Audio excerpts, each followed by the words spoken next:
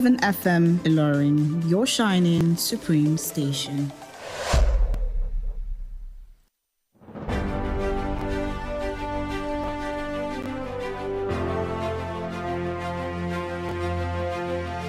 From the news desk of Diamond 88.7 FM Ilorin, this is news around the world.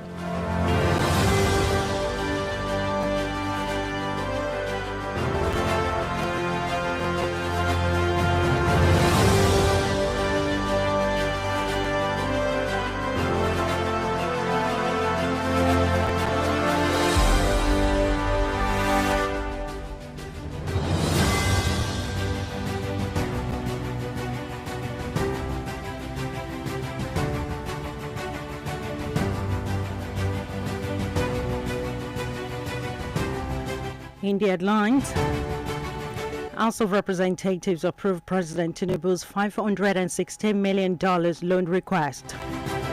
House of Representatives member Faleke picks presidential form for President Tinubu.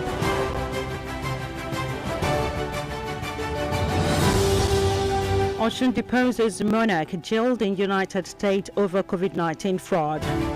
And on the foreign scene, Ghana's military begins investigation of convoy attack on Northern Highway. In business news, federal government says Nigeria spent $6 billion on imported clothing annually. In entertainment news, Nollywood actor Solomon Akiesi dies in Abuja. And from the world of sport, Super Falcons to discover 2028 Olympic Games qualifier opponent tomorrow.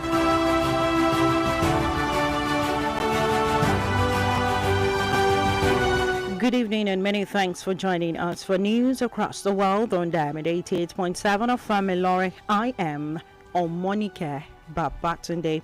You can listen to us via our website at www.diamondfm.net or watch us live on Facebook at Diamond 887 FM. You can also watch us live on YouTube, Diamond FM Ilorin. You can also download our app on Play Store, Diamond 887 FM. We'll bring you details of the news after this break. Don't go away, please.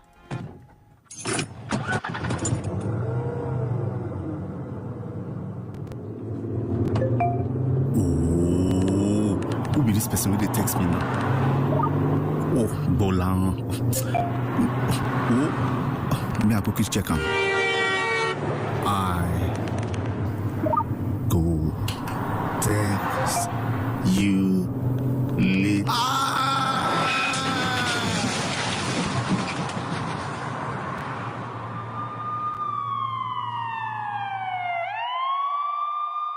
That's what can happen if you take your eyes off the road. Texting or using your phone when driving is very dangerous for you and other road users. Keep yourself and other road users safe by staying off your phone when driving. We need you alive. This message is reaching you from Diamond 88.7 FM Ilorin.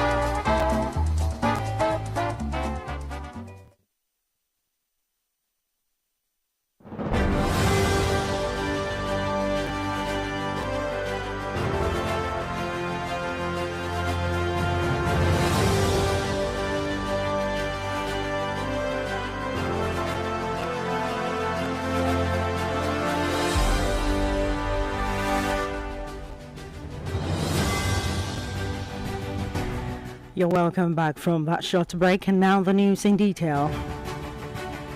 The President of the Senate, Senator Godswill Akpabio, has declared the Ondo South Senatorial District seat vacant. Akpabio made the announcement today during plenary. According to him, the declaration followed the appointment of Senator Jimoh Ibrahim, who previously occupied the seat as Nigeria's permanent representative to the United Nations. The Senate President called on the Independent National Electoral Commission to conduct a by-election within the next 30 days to fill the vacancy in line with extant law. Akpabio also directed the clerk to the National Assembly to transmit the Senate's resolution to the Independent National Electoral Commission for urgent action. The House of Representatives has approved the request of President Bola Ahmed Tinubu to borrow $516 million foreign loan. The fund is expected to support the construction of some sections of the Sokoto-Badagry Superhighway.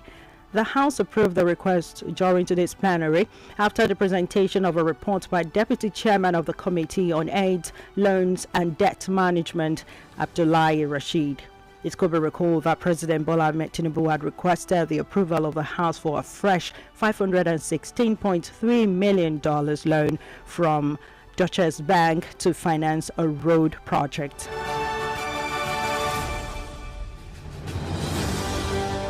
The race for the 2027 presidential ticket of the ruling All Progressives Congress APC gained momentum today as the party commenced the sales of expression of interest and nomination forms in Abuja.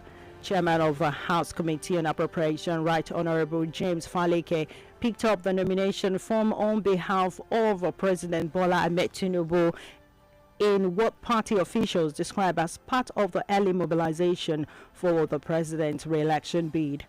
Faleke, a longtime ally of the president, was accompanied by senior APC officials during the collection. The forms were presented to him by a delegation of the party's National Working Committee led by Deputy National Chairman, North, Honorable Abubakar Dalori, alongside the National Organizing Secretary, Sulaiman Mohammed Arangogo.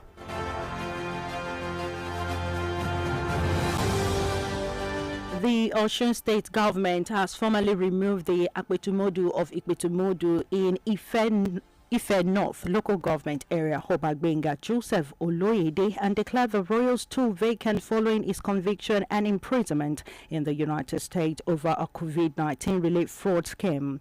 In a statement issued by the Commissioner for Information and Public Enlightenment, Oluomo Alimi, the government said the action took immediate effect after due consultation, legal review, and approval by the State Executive Council. Mr. Alimi explained that the removal was carried out in accordance with the Osun State Chief's Law as amended and other relevant statutory provisions regulating the appointment and discipline of traditional rulers in the state. Oba Joseph Olugbenga Oloyede, the Akpetumodu of Ikpetumodu in Osun State, ascended the throne in November 2019 after his selection was ratified on October 26, 2019 by then Osun State Governor Boyega Oyetola. He succeeded Oba James Adedokun Adegoke, who died in November 2017.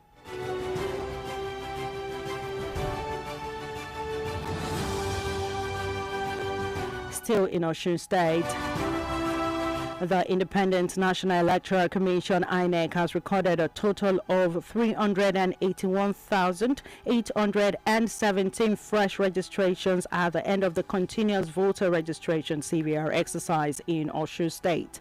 This was disclosed by the resident electoral commissioner for Osun State, Mrs. Oluwatoyin O. Babalola, during a courtesy visit to the Nigerian Union of Journalists NUJ Correspondent Chapel in Oshogbo.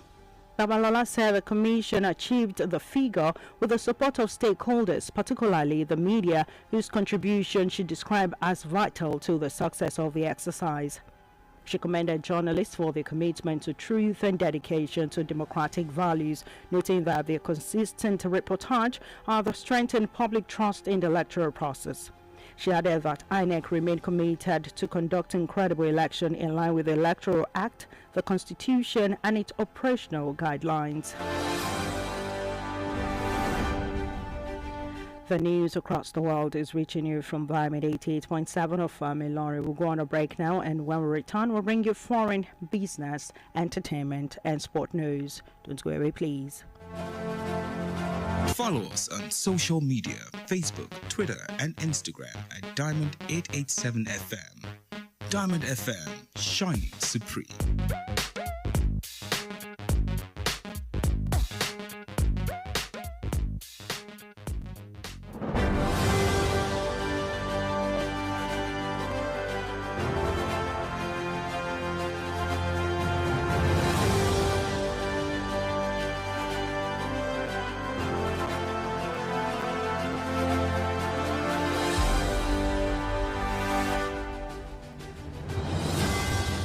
You're welcome back from that break. You're still listening to news across the world, reaching you from Diamond 88.7 of Ilorin. Now we move on to the foreign stories. Ghana's army is investigating a deadly attack by gunmen on military convoy that was escorting 140 civilians along a dangerous highway in the northeastern of the country. 7 gunmen and 3 civilians were killed in an exchange of gunfire in Binduri as the convoy was traveling between the centers of Boku and Boga. 10 suspects have been arrested. A decades-long chieftaincy dispute has led to sporadic violence in the area, with the Kusasi and Mampusi ethnic groups claiming the traditional and powerful position. Besides providing armed escorts, the government has been imposing curfews and joint military and police patrol to contain the violence.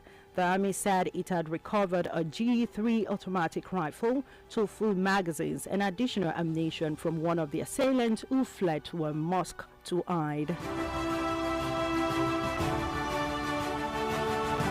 Still on the foreign news, a gunman today opened fire at a social security office and a courthouse in central Athens, wounding several people. The alleged perpetrator, who Greek media reported was an 89-year-old man, was apprehended and arrested in Patras, some 210 kilometers from the capital, after a hour-long police manhunt. Police said the suspect, armed with a shotgun, initially opened fire at the National Social Security Fund (EFKA) office in the center of the Greek capital, wounding an employee. Police officers who arrived at the scene treated the man, but the gunman fled the scene. The same man was suspected of later opening fire on the ground floor of the Court of Appeals building in another part of Athens, with several people wounded there, police said, adding that authorities have found the shotgun. That ends our foreign news, and up next is our business news. Diamond FM Business News.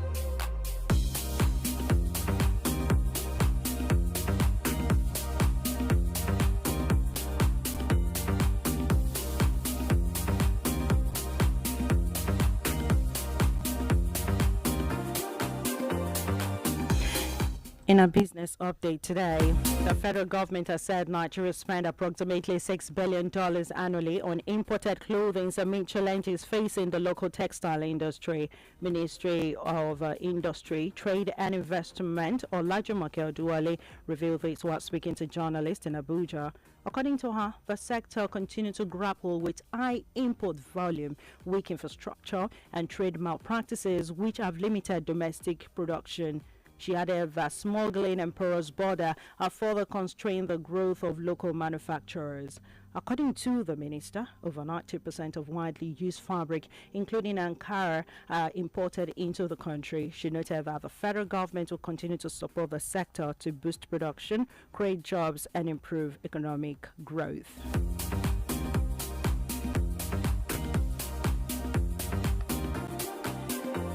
And that ends our business news. Up next is our entertainment news. Diamond FM Entertainment News. In our entertainment update today, Nollywood actor and entrepreneur Solomon Akiesi is dead. The tragic incident was confirmed by the president of the Actors Guild of Nigeria, AGN, Abubakar Yakubu. According to Yakubu, Akiesi died in his sleep.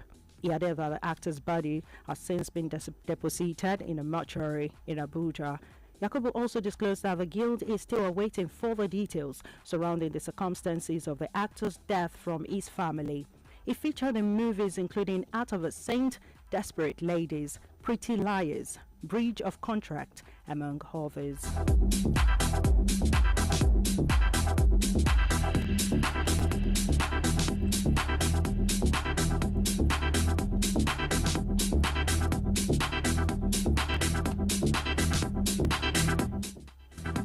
And that ends our entertainment news. We'll go on a very short timeout. We'll be back with our sport update. Don't go away, please. Good for your body, Wake up, feel strong, feel free with Ferrobene. Iron for you and me. Ferrobene is a product of Feedsin Healthcare PLC, available in pharmacies nationwide. Ferrobene, the ideal blood builder. Chai, my head, oh. Oga landlord, Why you dey shake like ceiling fan? Eh? My village people don't come again, oh. This one with your body hot so. You don't do test? Yes, see result, oh. Oga landlord, no be your village people o. Na malaria. You need Luta. Luta na better medicine. We dey knock down malaria. Oya see am. Take am. Thank you, Oga Luta. I don't can't pay. Luta, brand of Artemeta and Lumefantrine, is another quality product from Hovid, marketed by Pharmatex Nigeria Limited. If symptoms persist after 3 days, see your doctor. Everybody say thanks, Luta. Malaria's in big trouble. Diamond FM Sports News. And from the exciting world of sport today, you're welcome back from that short break. The Super Falcons of Nigeria will discover their opponent in the qualifier for the 2028 Los Angeles Olympic Games Women's Football Tournament this week. CAF announced today that the draw for the African qualifying phase will be held at its headquarters in Cairo, Egypt tomorrow. 35 national teams, including the Super Falcons, will be involved in the quarter qualifiers. The competition will take place in 5 qualifying rounds. 2 teams will represent Africa in the Los Angeles Olympic Games Women's Football Tournament. Nigeria and Morocco represent the continent at the 2024 Olympic Games in Paris. Still from the exciting world of sport, Nigeria's Falconet have settled down in Ikenne for their 2026 FIFA Under-20 Women's World Cup qualifying fixture against Malawi. The players and the officials arrived in Ikenne on Monday following 3 weeks of intense camping in Abuja. Moses Aduku's side will hold their first training session at the practice pitch of Remo Star Stadium, Ikenne, later tonight. Nigeria will host Malawi in the first leg of the Remo Star Stadium, Ikenne, on Saturday. The return leg is set to take place in Malawi on Saturday, May 9. The overall winner will qualify for the 2026 FIFA Under-20 Women's World Cup Finals, which Poland will host 5th to 26th September.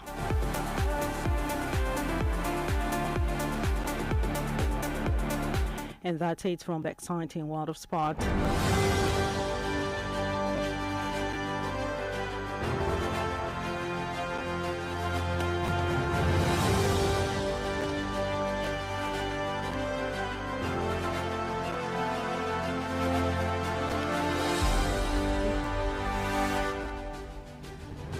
And with that, we've come to the end of news across the world. But before we go, here's a recap of the major highlights.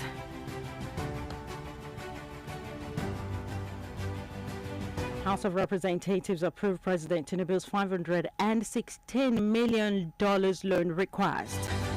House of Representatives member Faleke picked presidential form for President Tinubu. Ocean deposes a monarch jailed in U.S. over COVID-19 fraud. And on the foreign scene, Ghana's military begins investigation of convoy attack on Northern Highway. In business news, federal government says Nigeria spent $6 billion on imported clothing annually. In entertainment news, Nollywood actor Solomon Akiesi dies in Abuja. And from the world of sport, Super Falcons to discover 2028 Olympic Games opponent qualifier tomorrow.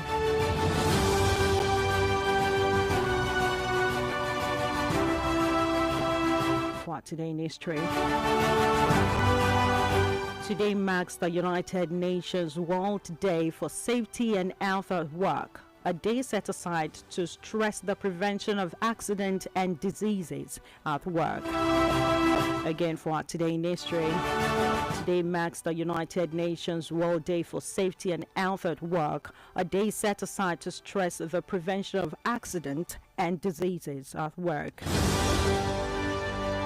For information about happenings around you, kindly contact them at a firm newsroom number on 091 6062 7526. One more time, 091 6062 7526. The news across the world was edited by Abiodun Akinwumi, and my name is Omonike Babatunde. Thank you for listening to your Shining Supreme Station, and please stand by for the news in Yoruba language.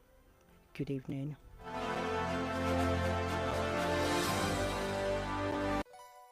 For up-to-date news reported across the globe, be rest assured you're on the right radio dial. Diamond 88.7 FM Ilorin, your shining supreme station.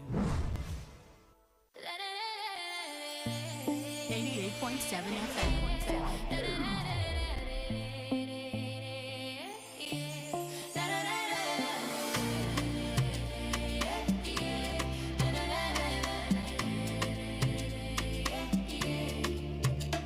Anywhere you